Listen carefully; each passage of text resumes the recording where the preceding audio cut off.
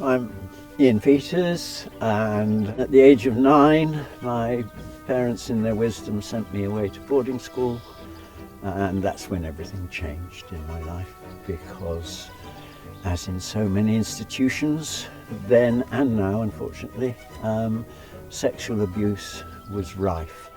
That abuse carried on until I was 13 or 14, and I suppose my story is one of how I chose to survive. I was introduced to the mountains at a very, very early age. Mountains and climbing became an outlet that was safe, funnily enough. For me, it became the theme that allowed me to, one, to deny what had happened, and two, to live what I considered to be a normal life. My expeditions, 7 or 8 expeditions down into Patagonia and Tierra del Fuego and the mountains there, which were completely unexplored, would be the things that I look back on with, if you like, a degree of pride. Going to the police and having the investigation starting and all the rest of it. And also, I have to say, going to counselling, to psychotherapy, where everything comes out emotionally, you feel as almost it's like cleansing. So after that moment you go into the police and you're believed, how did it feel from then? I had this sense that for perhaps the first time for maybe 60 years I'd released something. When that change of plea came, I realised that both of us, who had been in denial for 50, 60 years, both of us had come to the truth. In his case, that truth led to him being sentenced. And in my case, it led to me starting the process of release.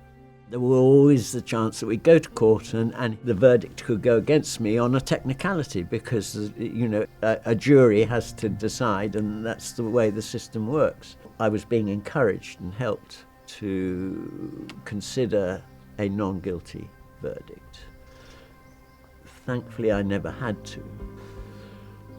But the great thing about a guilty verdict is he knows, and I know, the two of us who are central to this particular story both acknowledge the truth. End of story. Remember, I was the only witness. Nobody else would speak. There were dozens of children in my school who were also abused by this. None of them were prepared to make a formal statement, and therefore non-admissible. So I'm just thankful that the abuser had a change of heart and acknowledged that he had abused me. One piece of advice for a survivor out there who doesn't know what to do or where that first step may be. So I sat on it for 50 years. What I would say to you is, don't sit on it for decades and decades. What's happened to you is awful. You need to find justice. You need to find peace, and that is your right. And don't go back into yourself. It's so easy to do, as I've done, and I don't want young people to make the same mistakes as I made. So I think accessibility to help, that's where we need to make all the changes. If, you know, the book or me doing interviews like this can help in any way to get to that point, then I'll feel, you know, utterly justified for doing what I've done. Yeah. I think the book that you've written is really important to be read by survivors, people who work with and live with survivors, and also anybody in society. I think it's really important that people understand the impact that abuse can have.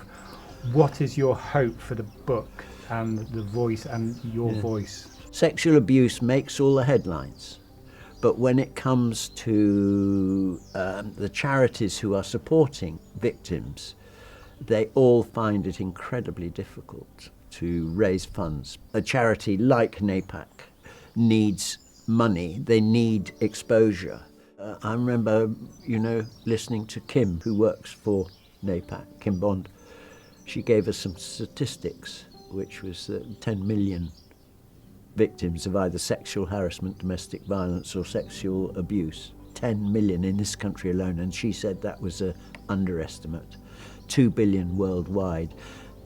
That gives an indication of the problem that we as a culture and a society, a global culture and a global society have. How important do you think good legal support is for a survivor? Essential.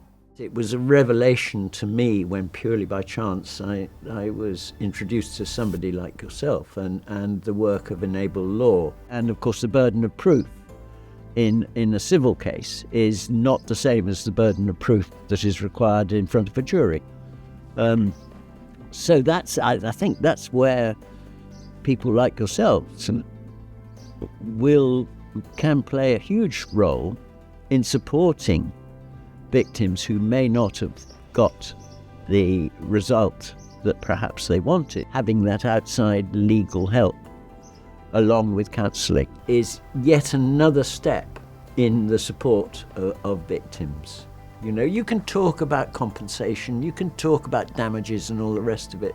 At the bottom line, it is what people need to survive, and they need people like you and Enable Law operating on their behalf to extend, if you like, extend justice beyond putting someone in prison.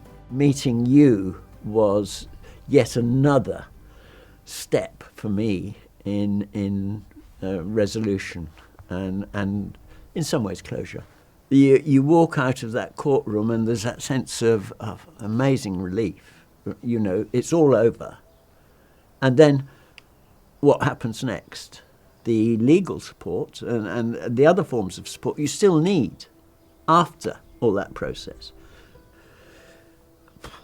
This is where I get emotional. You've let so much out of yourself, you're still vulnerable.